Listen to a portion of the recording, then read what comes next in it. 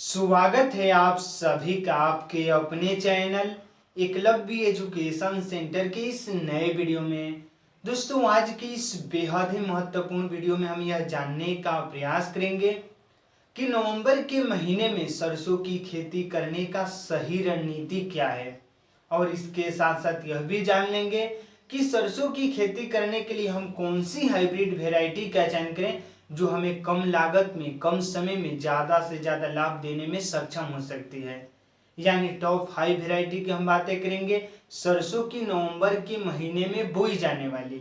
और इसके साथ साथ यह भी जान लेंगे कि हम अपने सरसों की फसल में कौन कौन से खादों का प्रयोग करें जिससे जो हमारा सरसों का फसल है वह जल्दी से ग्रोथ कर सके और उसमें ज़्यादा से ज़्यादा फूल और फल लगने की संभावनाएं बढ़ सके। अर्थात सरसों की खेती करने से जुड़े एक एक बिंदु पर हम विस्तार से जानकारी प्राप्त करने की कोशिश करेंगे इस वीडियो में। तो चलिए इस बेहद ही महत्वपूर्ण वीडियो की शुरुआत करते हैं। जैसा कि आप जानते ही हैं कि सरसों एक ऐसी फसल है जिसकी खेती करके महज 3 से 4 महीने के अंतर्गत में हम अपने सरसों की फसल से सबसे कम लागत में ज़्यादा से ज़्यादा लाभ प्राप्त करने में सफल हो सकते हैं। लेकिन अपने सरसों की फसल से ज़्यादा लाभ प्राप्त करने में सफल तभी हो पाएंगे जब हम सही रणनीति के साथ सही टेक्निक का प्रयोग करके और सही समय पर सरसों की फसल की खेती करेंगे।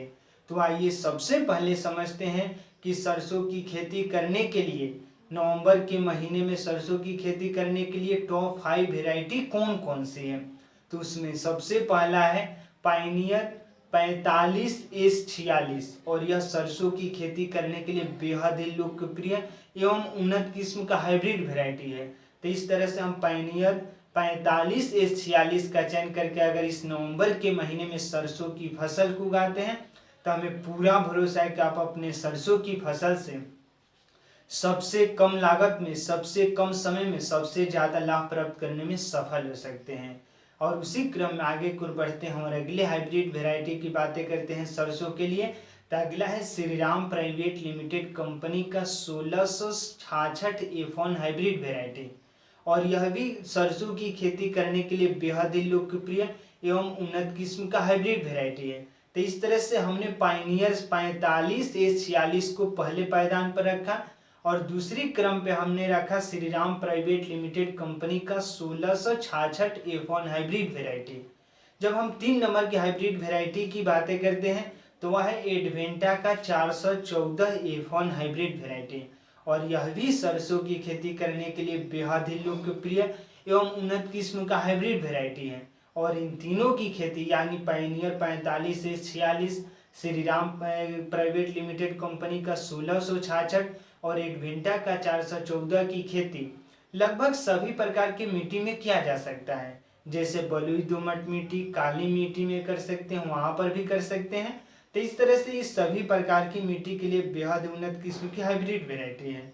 उसी क्रम में आगे को बढ़ते हैं तो रो एग्रा का PA 5210, और यह सरसों की खेती करने के लिए बेहद उन्नत किस्म का हाइब्रिड वेराइटी है और इसकी खेती लगभग सबसे ज्यादा पंजाब में किया जाता है। यानी रो एग्रा PA 5210 जो F1 हाइब्रिड वेराइटी है सरसों की खेती करने के लिए, इसकी खेती पंजाब में सबसे ज्यादा किया जाता है। और उसी क्रम में आगे को बढ़ते हैं और अगले 5वें नंबर की हाइब्रिड वेराइटी की जब बातें करते हैं तो अगला है MJ1 F1 हाइब्रिड वेराइटी।